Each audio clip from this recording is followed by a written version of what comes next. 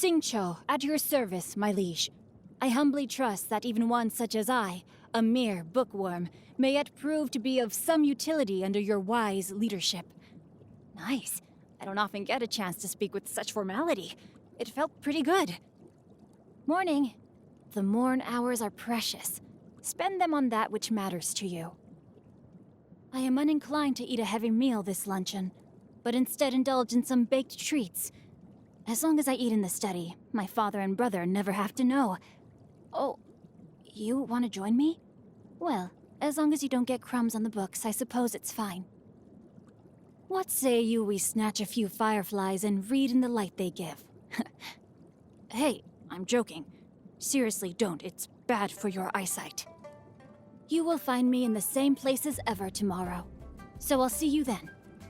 Unless you manage to get lost on the way. 'Twas on a deserted moonlit night that the hero approached the vile dragon's limpid lair. I never embark on a journey without a good book to accompany me. Now, this is what I call a moment of solitude.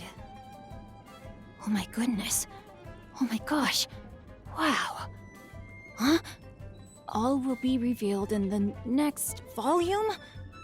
Oh, drat. If my calculations are correct, Wanwen Bookhouse is due to receive a batch of new releases today. Might we add a small detour to our adventure? My family makes ornate umbrellas that block neither rain nor shine. Their sole purpose is for decoration upon a wall. Good. The rain has stopped. Any longer, my books would have gotten wet. Only when it snows like this would I prefer to be at home than in a bookstore. For there is a well-stocked fireplace at home, while there is no fire allowed in bookstores. Great weather for practicing martial arts, but perfect weather for reading. Hey, what's that ridiculous look for? You look as if you're trying to decipher some strange text written on my forehead. I always have to put on an act around other people, because they see me as only the second son of the Feiyun Commerce Guild. It's a relief that I can just be myself around you. I think it's because you don't see me in the same way. I would say we are book buddies. Huh? Combat? Guhua clan? Comrades in arms? What on earth are you talking about? I told you that's our little secret. We should become sworn siblings. Let's go to the altar at Jereyun Karst. Nope. No ifs, no buts. You know too much about me. You know the real me, the one I normally have to hide. I simply can't let you go until you promise me you will go through with it. There aren't many records on matters concerning visions, but I do have a passage dedicated to the topic in my collection of ancient texts. I can lend it to you if you want. I've come to an epiphany based on some things I've been reading. Ultimately, the arts of both the polearm and the sword are just the art of hand-eye coordination. It's a little difficult to explain. If you want to know more, come with me to Wangshan Hall. But first, you have to promise me you won't laugh. Must-see places in Liyue? That's a tough question. The place I would miss the most if it disappeared would be the Wanwen Bookhouse, first and foremost. The Guhua sect would be in the top 10, too. I used to like rabbits, but I'm more a fan of stags now. To me, the saying, "May my final stand be a monument to chivalry," is about abandoning worldly possessions and reaching enlightenment. But the stag's final resting place represents the hope for life anew. Oh, how I'd love to see it again. I have great respect for Lady Beidou. I just wish she wouldn't call me kid and ruffle my hair each time she sees me. In her capacity as the Tianquan, I'm obliged to respect her. Otherwise, it could create issues for my father and brother. On a personal level, let me think. I think I will go with no comment. I shan't speak ill of others. Dear Chongyun. Though he understands me quite well, one has to exercise caution when teaming up with him to go on a quest. He is making good progress in the martial arts, but I would say he hasn't quite internalized the chivalric code yet. He needs more practice.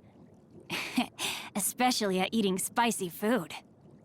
When Yunjin drinks a beverage she is fond of, she will be inspired to write a new play.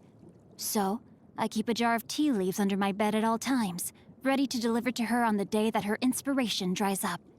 This way, I shall never run out of heroic tales to listen to. Ah, yes, the young lady who is now the master of the Wangshen funeral parlor.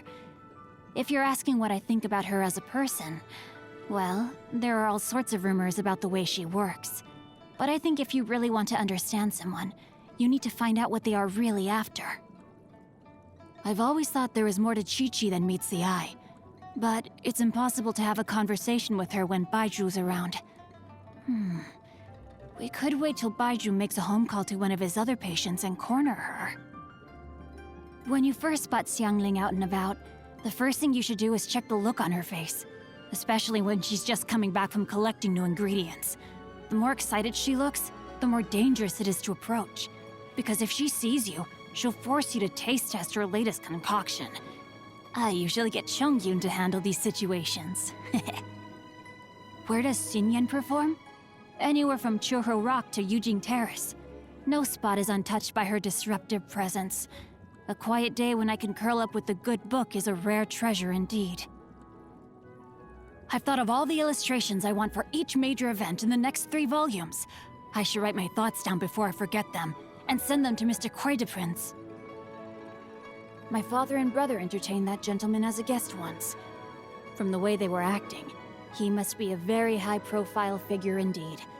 I also heard that he directs funerals for the Adepti, so he must surely have great depth to his character. We should do some digging and see what we can find out about him.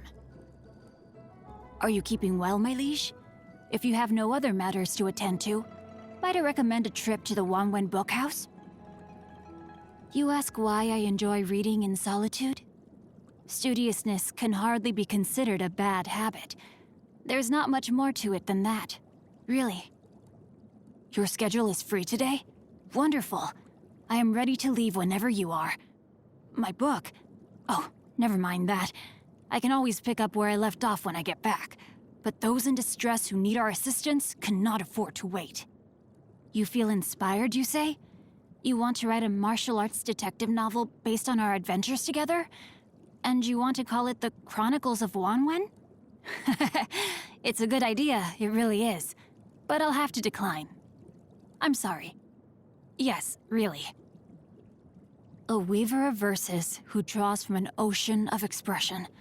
That's the reputation I aspire to. But you're the only person I can share that with. I am actually writing a novel, but I can't let you see it. Not yet. The time will come, though. You'll be able to read it when it's on sale in bookstores all over Liyue. Evidently, my hobby is reading. I'll read anything and everything. What's that mischievous grin for? Oh, that's between the two of us, okay? It's not appropriate to discuss it out loud. There's no point in bringing it up anyway. What annoys me? Well, one day my brother will inherit the family business. What will happen to me then? I fear my current carefree existence would... Oh, no. It's not about my status or anything like that. I don't care for that kind of thing. I think my brother is something of a simpleton, and I would probably end up having to do most of his job for him. I like baked goods and US-style seafood. Probably because I'm used to quite a bland diet at home. I hate carrots. When I was young, my mother would mash them up into... Ugh, I can't go on. Just thinking about it makes me feel sick. Were it not for my capability, the cause that so inspires me would remain confined to the pages that extol its virtues. Had I no moral compass, my efforts would have been misguided. Doomed to grasp at shadows, while missing the substance, I would have become a Philistine that seeks only violence. There is a cause that I seek to champion, yet few in Liyue share my aspiration.